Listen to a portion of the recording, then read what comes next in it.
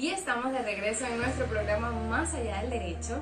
Hoy, como les había mencionado en el segmento anterior, tenemos a una invitada especial. Ella es Rumi Brito, consejera en el Consejo de Protección de Niños, Niñas y Adolescentes en el municipio Guanta. Hoy vamos a tocar el tema que trata sobre aquellos derechos que se están viendo afectados a raíz de la pandemia en los niños, niñas y adolescentes.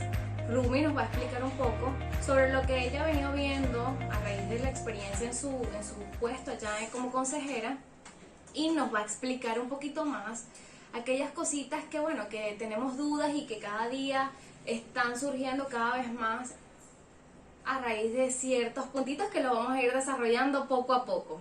Pero primero queremos darte la bienvenida, Rumi. Gracias por aceptar nuestra invitación. Bienvenida a nuestro programa. Buenos días a todos, buenos días Ana, muy contenta de estar acá y agradecida por la oportunidad. Como bien lo mencionaste, soy consejera de protección de niños, niñas y adolescentes, pertenezco al sistema de protección de niños, niñas y adolescentes del municipio Guanta y bueno, trabajamos para garantizar derechos. Claro que sí. Ahora, ¿cuáles son esos derechos? ¿Cuáles son esos derechos que se están viendo más afectados a raíz de la pandemia en los niños, niñas y adolescentes actualmente? Bueno, desde el inicio hasta el día de hoy, pudiera decir que un montón. Pero para ser más específico, el derecho a la salud, el derecho a la educación, derecho a ser inscrito o inscrita en el registro civil, y que esta vulneración de derechos trae consigo muchas más. Muchos derechos más, que pudieran ser el derecho a un nombre, a una nacionalidad, el derecho a la identidad, que forman parte de los derechos más importantes de los niños y adolescentes. ¿Y cómo se está manejando lo del tema de abusos de los familiares y esos otros derechos que también están allí viéndose vulnerados? Sí, súper importante ese tema, ya que ahora hay más permanencia de los niños, niñas y adolescentes dentro del hogar, y están más propensos a que esto suceda. El abuso sexual abunda mucho a nivel mundial, y para no puntualizar, en este caso, bien complicado. A esta situación le damos prioridad, atacamos de inmediato, gestionamos de inmediato, porque no puede esperar. La violencia no se concilia, la violencia no puede esperar. Claro, y menos con algo tan delicado que son pues los niños, niñas y adolescentes. Ahora, tomando un poco lo que ella nos mencionó en el segmento anterior, que nos habló pues de un derecho que es para mí el principal, que es derecho a un nombre y a una nacionalidad. Creo que ese es el punto de inicio, porque no pueden existir otros derechos vulnerados si no tenemos ni siquiera un nombre, ni siquiera una identidad. Entonces, conversanos un poco sobre eso, Rumi. ¿Cómo manejan esos casos? ¿Qué se debe hacer? Recomendaciones para aquellas personas que pues se están viendo en esta situación, y el procedimiento, ¿cómo lo manejan? Sí, importante este punto, ya que al inicio de la pandemia, como muchas instituciones que trabajan con identificación estaban paralizadas, se vieron afectados estos derechos. El derecho a un nombre y a una nacionalidad, el derecho a ser inscrito o inscrita en el registro de Estado Civil, súper importante, y trae consigo el procedimiento para llevar a cabo un documento que es primordial para un niño, niña, adolescente, que es el acta de nacimiento. Cuando se da el hecho del nacimiento vivo de un niño o niña, la ley te establece un lapso de 90 días para presentar de manera temporánea e inscribir al niño o niña en el registro civil. Pasado este lapso, se forma de manera extemporánea y deben acudir a la sede del Consejo de Protección de Niños, Niñas y Adolescentes para que determine lo conducente. Una vez emitido este permiso, se lleva o se consigna hasta el registro civil, junto con el certificado de nacimiento que emite el centro de salud una vez que el niño ya ha nacido. Todo esto para gestionar el acta de nacimiento del niño o niña. Con respecto a la documentación, que en este caso también podría ser la cedulación de los niños, niñas y adolescentes, Requisito primordial, el acta de nacimiento. Una vez emitida por el registro, se lleva a cabo documento de identidad de los padres, puede ser mamá o papá si fuera el caso, y copia de cédula de los testigos, todo este tipo de requisitos que normalmente para estos trámites piden. ¿Qué le recomiendas a las personas que se están viendo pues en estas situaciones, aquellas que no han presentado a los niños desde que comenzó la pandemia, aquellas que tienen pues un plazo superior a los 90 días, que incluso tienen ya los niños un año y no han presentado ni siquiera al menor ante el registro civil? ¿Qué le recomiendas tú en estos casos? Sí, es un hecho, lo estamos viviendo. Una información súper importante. Los niños nacidos desde el inicio de la pandemia no necesitan presentarse ante la sede del Consejo de Protección para que se le emita un permiso de presentación extemporánea. Ya no lo necesitan. Debido a la situación, se consideró realizar esto. Ya entonces, mamá o papá pueden ir, preferiblemente mamá. Directamente al registro. Sí, directamente al registro. Y hacer la presentación. Exactamente. Pero ya los niños, como lo mencioné antes, los niños o niñas nacidos antes del inicio de la pandemia, sí deben acudir por el permiso siempre y cuando esté extemporáneo, o sea, siempre y cuando esté pasado de los 90 días. Eso. Ahora vámonos un poco más allá. A raíz de la pandemia, pues hemos visto muchísimo que, incluso antes de la pandemia, que padres migraron a otro país, dejan a los niños acá bajo el cuidado de otra persona. ¿Cómo se maneja el tema de la custodia en esos casos? Ok, nosotros como órgano administrativo, en principio podemos dictar medida de protección en responsabilidad y cuidado de ese familiar. Entonces lo ideal sería que ese familiar que tiene la responsabilidad de cuidado del niño o niña o adolescente dentro del hogar, acuda hasta la sede administrativa del Consejo de Protección del municipio donde reside. ¿Okay? Allí hace la solicitud y el consejero determinará lo conducente, que en este caso es dictar esa medida. ¿Okay? Ya tiene ese documento, esa base legal. Con respecto, para poder ellos hacer aquellos trámites, o sea, lo que es colegiatura, ¿qué trámites necesitan? O sea, ¿para qué necesitan ellos esa constancia de responsabilidad? Sí, esa medida tiene ese peso, ¿ok? Esa medida tiene ese peso, tiene ese valor, abarca todo lo que es la responsabilidad de cuidado, ¿ok? De crianza momentáneamente. Hay un límite. Sí. O sea, ¿qué familiares sí pueden hacerlo? ¿A qué familiares sí se les puede otorgar esa responsabilidad de cuidado? ¿Cuáles son los límites que manejan ustedes en ese punto? Ok, 30 días. Okay, las medidas que dictamos tienen un lapso de 30 días. Cuando se extiende, lo ideal sería remitir hasta el tribunal, ¿okay? Llevarlo hasta el tribunal. Ya él determinará lo conducente. Normalmente cuando esto sucede o se extiende, el tribunal asigna colocación familiar, ¿okay? Que reubica al niño en otra familia extendida a su familia de origen. Esto quiere decir con la abuelita, con el primo, con el tío, ¿okay? Hasta allí. Okay. Bueno, eso es muy, muy interesante que lo sepan, porque hay muchas personas que guardan el silencio de que los padres del menor se fueron del país, y entonces se ven de alguna manera pues en un estado de incertidumbre, que no saben qué hacer con el menor, que no saben cómo lo llevo, qué hago. Entonces a veces es un simple desconocimiento, que bueno que ustedes prestan esa información y aclaran ese montón de dudas que a veces uno tiene, o muchas de esas personas tienen, y que bueno, que son bastante interesantes. ¿Algo más que quieras agregar con respecto a este punto? Sí, importante acudir a la sede administrativa del Consejo de Protección del municipio donde residen, ¿ok? Para no seguir en el aire. Necesitan un documento que les avale esa responsabilidad de cuidado que tienen desde el momento. Es súper importante. Y que también eso les va a permitir, en tal caso, cuando los padres hagan el llamado del niño, o sea, ellos puedan salir incluso del país o movilizarse dentro del territorio nacional con el menor. Pero creo que eso está más hacia lo que es un permiso, que es algo distinto a lo de la responsabilidad. Pero esa pregunta me la vas a responder al regresar, sobre los permisos.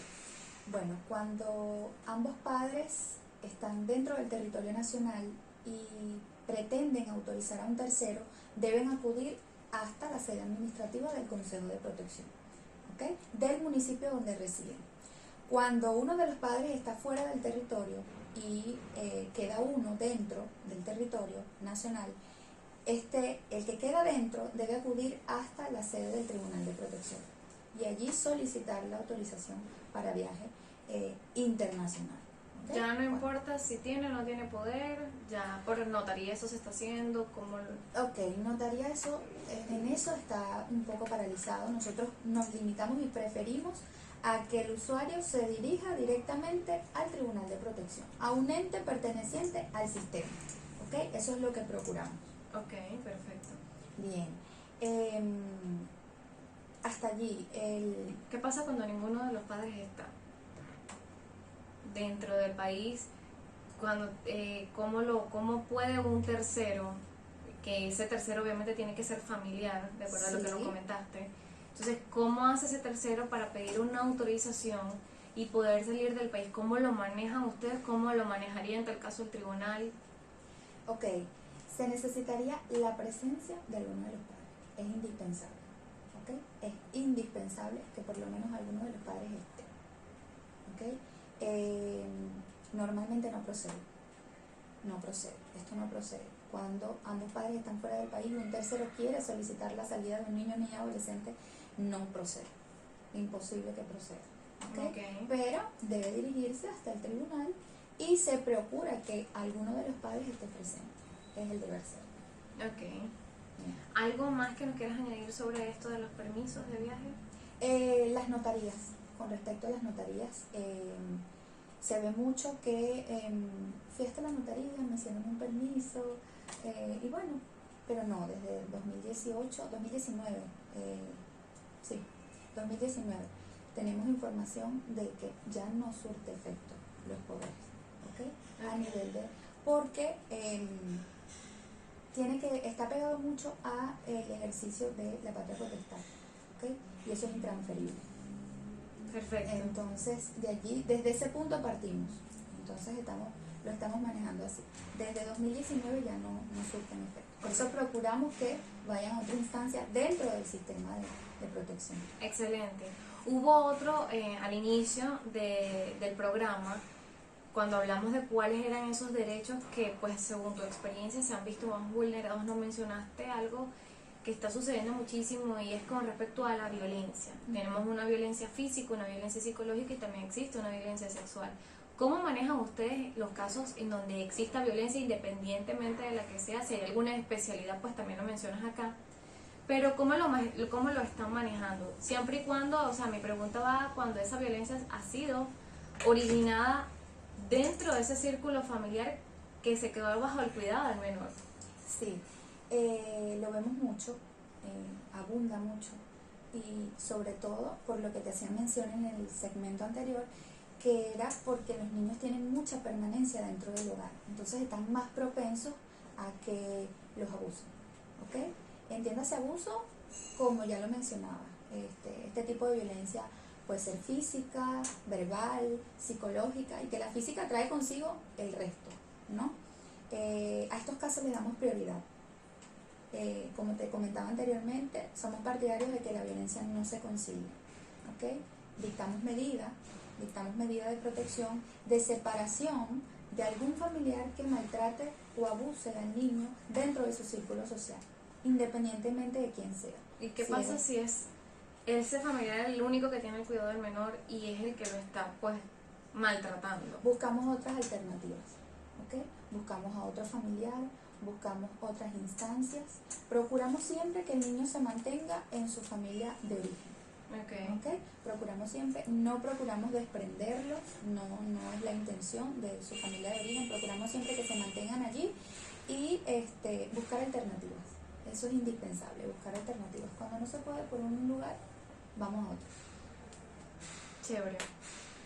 Bueno, nos están haciendo ya señas, así que vamos a una pausa y ya regresamos porque hay algo más que quiero, pues, rescatar de lo que acabas de mencionar para ya, pues, cerrar nuestra entrevista de hoy. Gracias, porque hay un punto interesante que es con respecto a los trastornos mentales y a la tasa de suicidios. Lamentablemente en Venezuela, a raíz de la pandemia, este nivel ha aumentado en los niños, niñas y adolescentes y es bastante alarmante, es inquietante, es desconcertante, es preocupante y muy triste porque creo que lo que más buscamos proteger pues es a ese ser humano que está apenas creciendo, construyéndose, formándose y que pues uno de tus trabajos es la protección de ellos y ver que estas cosas están sucediendo en ellos es pues muy delicado. ¿Y cómo lo manejan? O sea, ¿qué recomiendas?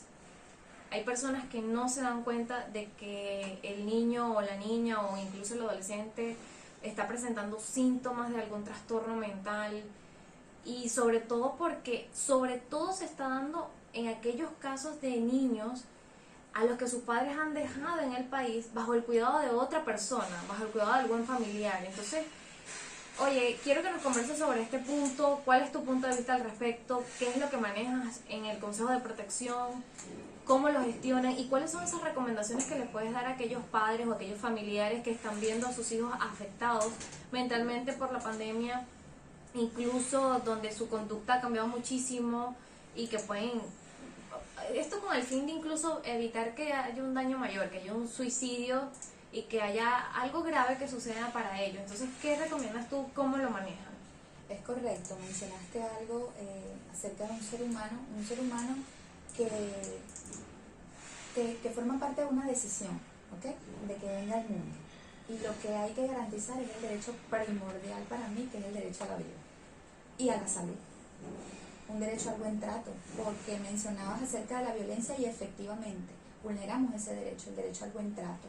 Un niño tiene derecho a crecer en una familia feliz, en una familia digna, en una familia sana, ¿ok?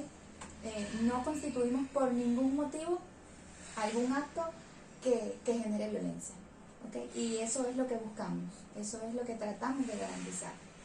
Con respecto a este punto, que es la tasa de suicidios y trastornos mentales, se debe a lo que han vivido, ¿ok? Muchos viven violencia y hay otros que no, pero sus padres no están. Entonces eso genera en ellos como un vacío, una pregunta, abandono. sí, indiscutiblemente, ¿ok? Indiscutiblemente. Así sea que lo vean a través de una pantalla, mamá estoy aquí, papá estoy aquí, no es igual, no es igual. Necesitan la presencia de su mamá y de su papá con ellos todo el tiempo. No, y que a veces ellos van por un tiempo, pero bueno, incluso en mi núcleo familiar ha pasado que algunos familiares se han ido por un tiempo para tratar como de estabilizar un poco su situación económica, pero se ha prolongado más de un año y los niños están aquí bajo el cuidado de otro y les afecta, les hace falta y eso es lo que estamos tratando acá de ayudar, de proporcionarle con tu conocimiento pues herramientas. Ok, una de esas herramientas sería la supervisión, ok, estar atento a sus conductas. Si habitualmente ve mucho la televisión y ya está un poco aislado, desanimado, eso pudiera ser un punto focal, ok, atacarlo por allí. La comunicación es súper importante, porque yo entiendo que muchas veces las personas que están bajo la responsabilidad de un niño, niña, adolescente, y además que el venezolano es así, tiene mucho que hacer, ¿ok? Se mete por un lado, se mete por el otro, se ocupa aquí, se ocupa allá, y no tiene cabeza muchas veces para estar bajo la supervisión completa de un niño, niña, adolescente, pero es necesario, ¿ok? Es necesario para evitar este tipo de situaciones, es necesario para garantizar derechos siempre. Entonces, una de las herramientas, supervisión y comunicación. Y en caso de alguna alerta roja, que en este caso sería ese tipo de comportamiento, un poquito de agresividad o depresión, sentimentalismo, esos ataques de ira que bueno, y uno pregunta, ¿qué le pasó? ¿Por qué tiene esa actitud? Si no hubo motivo, ¿ok?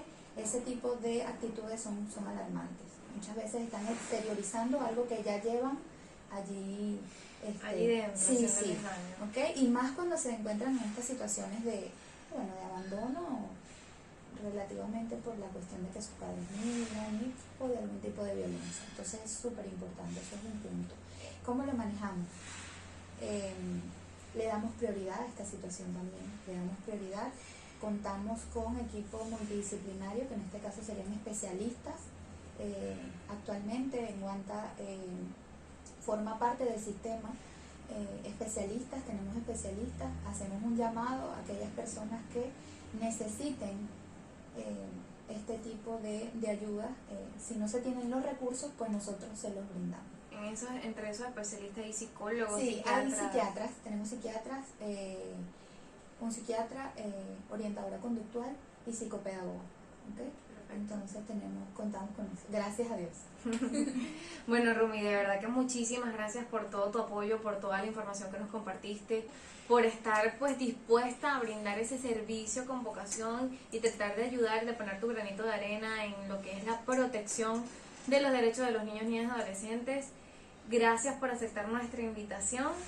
A ti, muchas gracias. ¿Cuáles son esas palabras que pues le darías a aquellas personas que se están viendo en una situación como esta, siendo parte directa o indirecta, y también a todo pues el público en general? Sí, tomando en cuenta eso que acabas de mencionar, me gustaría hacer un llamado a todos como sociedad, ¿ok? Principalmente somos familia, y hacer énfasis en un principio que es el principio de la corresponsabilidad. Todos somos corresponsables cuando se trata de garantizar derechos a niños, niñas, adolescentes. Entonces, bueno, nos hemos envuelto en que todos somos Estado, todos somos familia, todos somos sociedad. Y es un llamado a eso, a garantizar, a restituir, si está resquebrajado, pues atar, a unir, a reparar los derechos de los niños, niñas, adolescentes. Agradecida completamente por la oportunidad, estoy totalmente a la orden y bueno, nada, esperando que el mensaje llegue a aquella persona que nos escucha. Gracias Rumi, y muchísimas gracias a nuestro maravilloso equipo en la gerencia de comercialización en los barrios, en la coordinación de producción a Pedro Enrique Prado, en los micrófonos a esta servidora Aina Lavanca. Recuerden que pueden comunicarse con nosotros a través de nuestro WhatsApp 0424-825-2236 y también pueden hacer uso de nuestras redes sociales, Instagram como @fiesta891fm y @ainalavanca.b.